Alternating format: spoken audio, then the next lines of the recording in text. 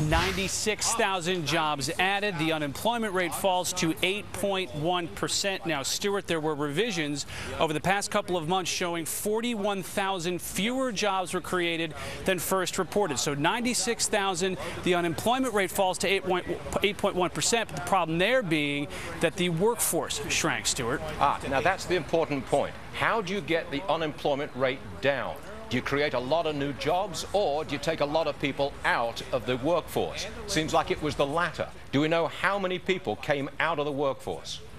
Labor force falls by 368,000, Stuart. The participation rate falls by 0.2 percentage points to 63.5%. If I'm not mistaken, that labor participation rate is the lowest in a generation. That means a smaller proportion of people of working age are actually working, correct?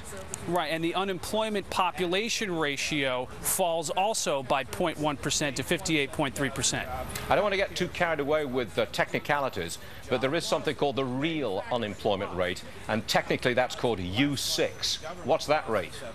And you know, Stuart, oddly, sometimes these numbers don't exactly jive with one another. We saw an actual drop in the real unemployment rate when you incorporate all the folks who stopped looking for work because they don't think they can find a job. That falls to 14.7%. Last month, it was 15%. All right, Rich Edson with the official numbers right there at 8:30. Thank you very much, Rich. Let me summarize here. We've got, I'm going to say, two surprises. Surprise number one, the unemployment rate dropped to 8.1%. That's because 368,000 people dropped out of the workforce. Surprise number two, the number of new jobs created was way down, only 96,000.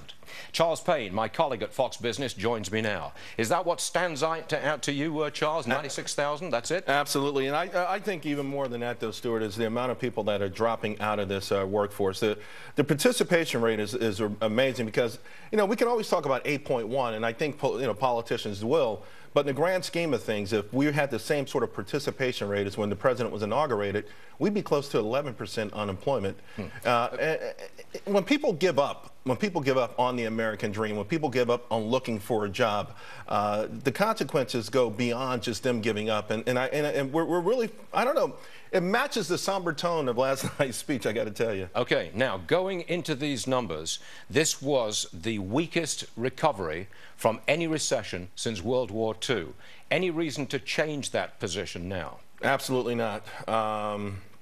You know, Rich Edson mentioned the employment population ratio, which is a little jargonish, but it's not, because all it says is that for people who are able to work, the amount of population of working age people, 25 and up, only 58% of them have a job. America's not working. America